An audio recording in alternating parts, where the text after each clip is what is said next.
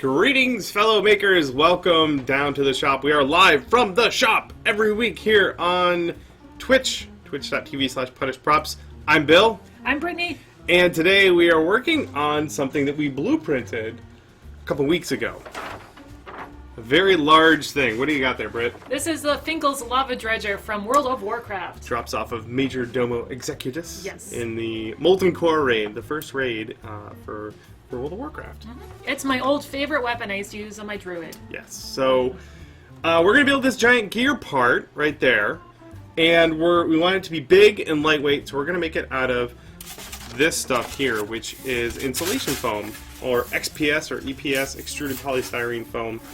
And we're going to glue a couple layers together, we're going to cut it out, we're going to seal it, and you guys are going to follow along. So, you ready?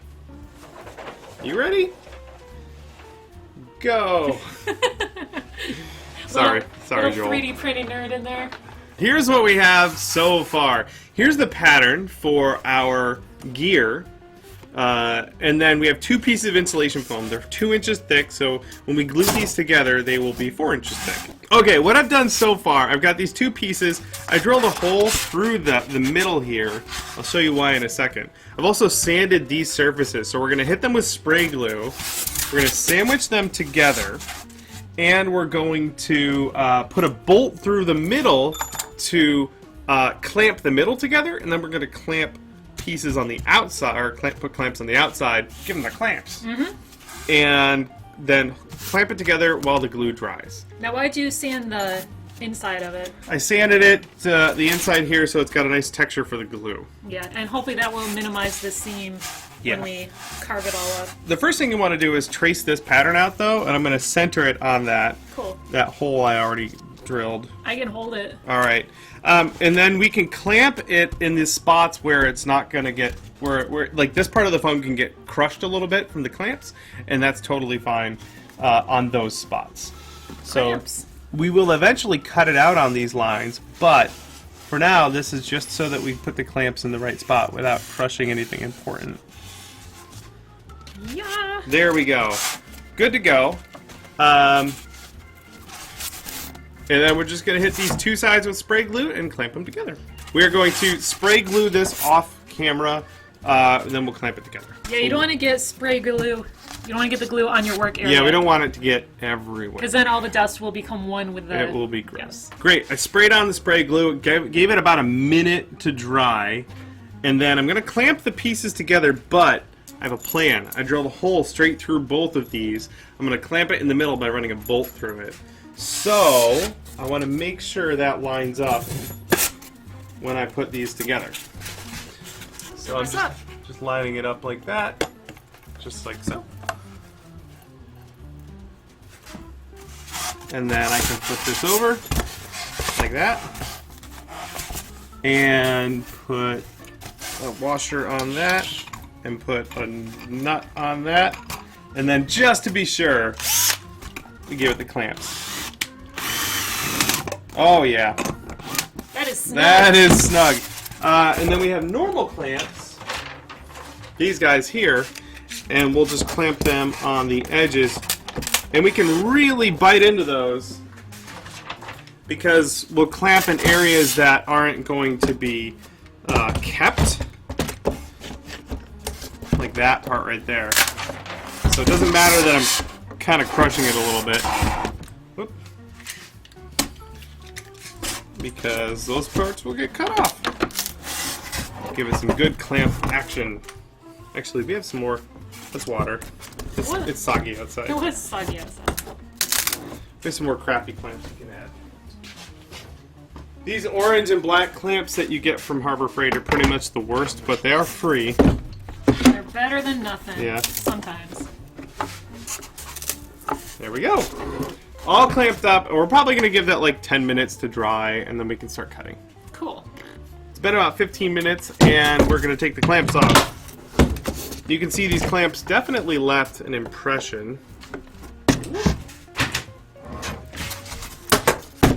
Yeah, they're beautiful clamps. They really did leave a good impression. Yeah, there's some clamps there. But we planned that. We planned that accordingly so that it wouldn't be disastrous. This guy can come off. This clamp is too good. You wanna Does anyone else think these look like faces? So there we go. That looks pretty solid. Now we can go cut this out with the bandsaw.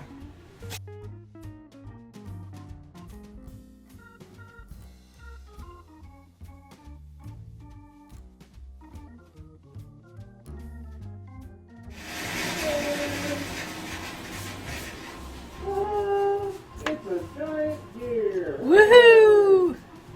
Here's our big old gear cut out on the bandsaw. We've got some emery boards here. These are just nail files. And we're going to not only smooth over these flat surfaces, because there's still quite a bit of texture from the rough blade, but we're also putting a chamfer on all of these edges. Not only will that look pretty, but also when we put our sealant on here, we don't want hard edges because the epoxy won't cover that nicely. So if we round it over a bit, it'll cover nicely, or cover better anyway. So we're just gonna get to sanding. We're gonna sand every square inch of this thing. We're gonna wear a dust mask. We're not breathing all this stuff, and we'll get back to you guys in about, I don't know, 3 or 4 hours. We've made progress. This half is nice and smooth and rounded over. We sanded this whole surface here. And then the other side is still shiny and it still has those hard edges. So that's a comparison between the two. This is what we're going for, and this is where we started. So, and it didn't take 3 hours. It only took about 10 minutes. Go team! This is a PVC pipe that's going to go in there and act as the axle for this. So this was just trimmed on the bandsaw and then sanded, and we're going to glue it up in a minute. Alright, this is all sanded, ready to go. This needs to go in there, so I'm going to drill a hole on the drill press using a Forstner bit.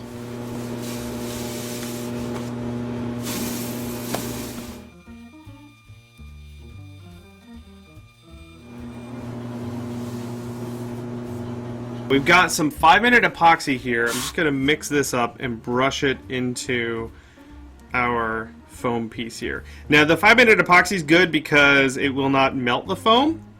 Super glue will. So we're going to use this. Plus this gives us a little bit of working time. So it's got all that going for it. And it only takes 5 minutes to cure. Yeah, it seems like a lot of glues that have a solvent will dissolve XPS foam. Yeah. But epoxy does not have that. Okay. Got a brush. This is a throwaway brush. I'm just going to brush a little bit of glue on the inside of this thing. It doesn't need a really thick layer of glue because this is a really tight fit already. It just needs a little bit of glue. There's the glue, and then we press the piece of PVC pipe, which has been already, this PVC pipe has already been sanded. And we press it in. Might get some squeeze out? Might get a little squeeze out on the opposite side. A little bit, just a tiny bit. And then I can just sort of actually use that to fill in some of these little gaps there. This will all get filled in with the sealant as well. But I might as well use the rest of this up on that seam. Cool. Just wipe that down a little bit and let that set. Just give it 5 to 10 minutes and then we can get to sealing it. For sealing this giant gear, we're going to be using Epsilon Pro. It's an epoxy, and epoxies don't react with the insulation foam and won't melt it. So it works as a really good sealant. And epoxies you can tint, so we're going to be adding some So Strong black tint to that. Read the guide that comes with all your information here. And you don't want to breathe it in, so wear a respirator. Work in a ventilated area. We have a fan blowing across the workstation right now. And the work time on Epsilon Pro is 22 minutes, but you want to spread out the mixture into a large flat surface to have extra working time. And after this gets mixed up, pour it in here and have a nice large working area. You don't want to leave your extra mixture in a tall cup because that will get really, really hot, and if it's a plastic cup, it'll actually start melting. So we're going to do, I think, 100 milliliters to 50 milliliters. Also, you'll need some kind of disposable brush and some mixing utensils. We use popsicle sticks. Goo. Blurb. This guy's ready to go. Our material is all measured out. So I've got a clamp on a stick. I have another PVC pipe that this goes on, like so. And then we can just work like that. We can brush our layers on here. We can rotate this if we need to. And I can brush on one side, and Brittany can brush on the other side. And this should go perfectly. I can't see anything that would go wrong. We have 22 minutes to once we start mixing. Yeah, there's a limited working time. Britt added some tint to part B, and then everything's going to get mixed together. So Brittany has this large container covered in foil. It's a large flat container. And she's going to pour all of the mixed Epsilon into that so that it's got more surface area. It's not all puddled together. And this will extend the working time with this, and it won't cure in the cup really fast and then melt the cup. This stuff gets stupid hot. It's crazy. Yeah. All right, let's brush. Let's do it. Burp.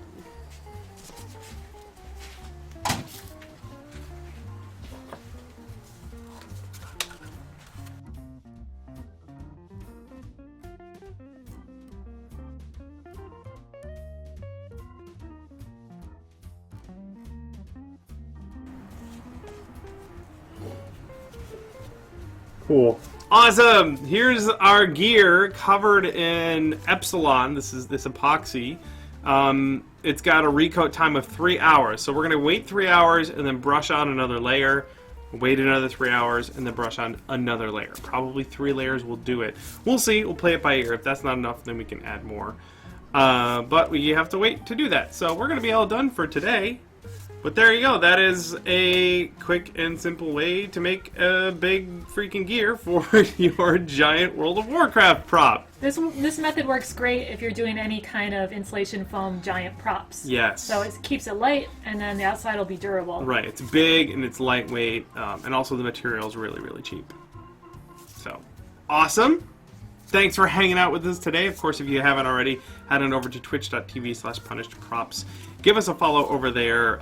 We do these from the shop streams every Tuesday at noon Pacific. So if you give us a follow, you can get a notification that'll tell you when we're going live. Also, sometimes I come on Saturday night at like 10 p.m. and sand stuff for like 2 hours. So you never know. Yeah, definitely turn on notifications so you can catch whenever Bill randomly wants to sand for a couple hours. You got it. All right, thanks for hanging out with us, and we'll see you all in the next stream.